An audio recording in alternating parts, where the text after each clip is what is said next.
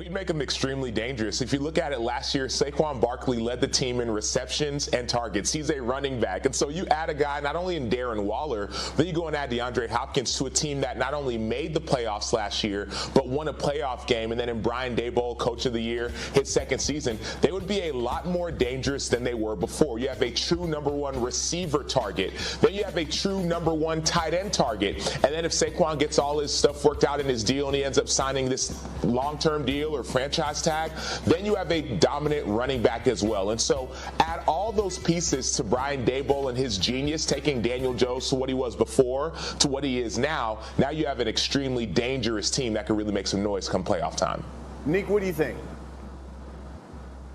Yeah, you add Jalen Hyatt, a big play receiver they drafted out of Enrique, to a 4-year, $40 million deal. So I guess the question here, Diana, are the Giants a real possibility? Yeah, for DeAndre Hopkins? You look at this roster that has really been stacked up now, right, for Daniel Jones. And, of course, the New York Giants are going to do their homework and research and take a look at the market. But here's what's really interesting, Brian. Right now, because Odell Beckham Jr. signed with the Baltimore Ravens for a really good price, right? They paid him a lot of money, and some of that had to do with the fact that the Lamar Jackson situation was going on. They wanted to appease him.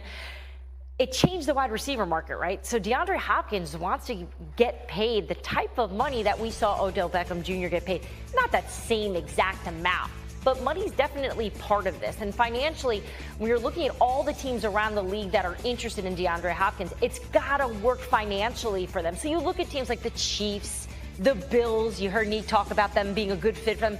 Do they have the money? And would Hopkins be willing to maybe take... With Brian Daboll, some coaching stability would be nice. The talent around him is as good as it's ever been, assuming they get Saquon to sign and come back into the fold. So I guess I got to go with jump. But the tough thing about what you're asking for Daniel Jones is we haven't seen him do a whole lot of great passing, and you can blame that on the weapons that he has. But we can also say that we haven't seen him do it. So until we've seen him successfully be a consistent passer to combine with his great running ability, it's hard for me to have a ton of faith in him, but I think I do believe in what he's shown so far, and I believe in Brian Daboll, and I certainly believe in the additions that they brought in as far as talent's concerned. So a tiny jump, maybe a little baby jump. Acho, I'll give you the final word.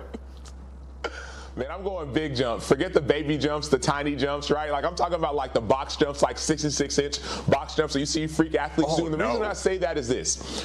Let me check me out. Last year, we saw 15 touchdowns, which is not a lot, right? But only 5 interceptions. That's the second lowest interceptions thrown for anyone who threw over 250 passes. And so now you increase the touchdowns. You keep the interceptions at a minimum. You add Brian Daboll, who did the same thing with Josh Allen, though this is not Josh Allen.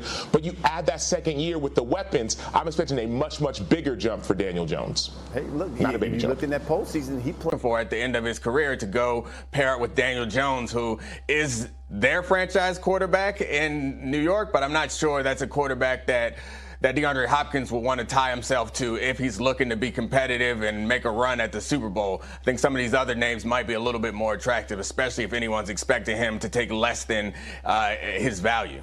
You know, that's interesting because you hear Nick talking about some of the additions they made, you know, whether it be Hyatt, whether it be Waller. So are we expecting, let's say, a big jump or a slump out of Daniel Jones? Look, my questions are more about Daniel Jones on this Giants roster than the talent around him, right? Because I feel like even though we've seen plenty of him, the opinion of him is still a little confusing. Is he good? Is he great? Is he okay? I think we can all agree that Brian Daboll has shown that he can coach the best version of Daniel Jones. So as long as Daboll's there coaching him up, that there's going to be improvement. But what is the ceiling for Daniel Jones? And you have to figure they're doing everything they possibly can. They've invested in this guy now. They're giving him options. It has to get better here, but we know that there's always that chance. Hey, Nick, they paid him like he's a franchise guy. Head coach Robert Saleh didn't seem panicked at all about the situation. Yeah, he's fine. Just doing a bunch of rehab. He'll be limited today, and then just hoping to ease him back in, hopefully get him full on Friday for sure next week. I still argue he's still a young man, the way he takes care of his body. I know his age, his body is not his age. All right, Diana Rossini's here. We got to bring in Neek. We got to bring in Sam. I know you were there. What's the level of concern around Jets OTA with Rodgers' calf? Zero. Really? Big zero. No, there's no real concern over Aaron Rodgers having a serious injury. This was a very mild strain, and they're going to take it easy because it's early June here, end of May. So they're going to be conservative about it. And what really stood out and what you can observe is Aaron Rodgers is out on the field, right? So, Neek, you guys know this, that, a lot of players, when they're dealing with injuries, they'll go, he's going to change their career. Your body as you get older, as age comes and time comes, and you get your muscles and joints and ligaments. It's a thing. Older players, it's going to impact the way that they play. And I think we're looking at Tom Brady as if he's the blueprint for this. But Aaron Rodgers was never that type of quarterback. He always had a little dash of athleticism that helped him play. The vintage Aaron Rodgers play that we look at is when he's kind of scrambling, making a terrific pass on the run. That's not what we're familiar with when it comes to Tom Brady. So we'll see how it impacts him. It's a very good chance that he could make it through this whole season without an injury. But once you get older, those things tend to pop up a little more often. What do you think, Sam? Well, I couldn't agree more. That's the thing. You look at it in 2021, there's a toe fracture. In 2022, there's a thumb fracture. And I get it. Aaron Rodgers plays through a ton of these injuries. But sooner or later, all these injuries start to pile up on your body as you get older, as age comes and time comes, and you get hit a little bit more.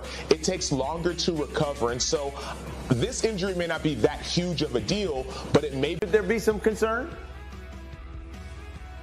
There absolutely should be some concern about this. I'm not saying that this calf injury is going to be a problem, but he's going to be 40 at some point in the season. And I'm sorry, Robert Saleh, but your body kind of is your age. That's the one thing that you can't cheat. At some point, there's no amount of exercise or stretching or anything that's going to bring back resilience of your muscles and joints and ligaments. It's a thing. Older players, it's going to impact the way that they play. And I think we're looking at Tom Brady as if he's the blueprint for this. But Aaron Rodgers was never that type of quarterback. He always had a little dash of athleticism that helped him play. The vintage Aaron Rodgers play that we look at is when he's kind of scrambling, making a terrific pass on the run.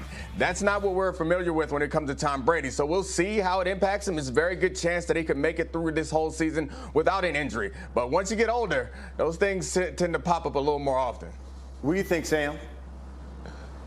Well, I couldn't agree more. That's the thing. You look at it in 2020. What he wants is there are several teams, including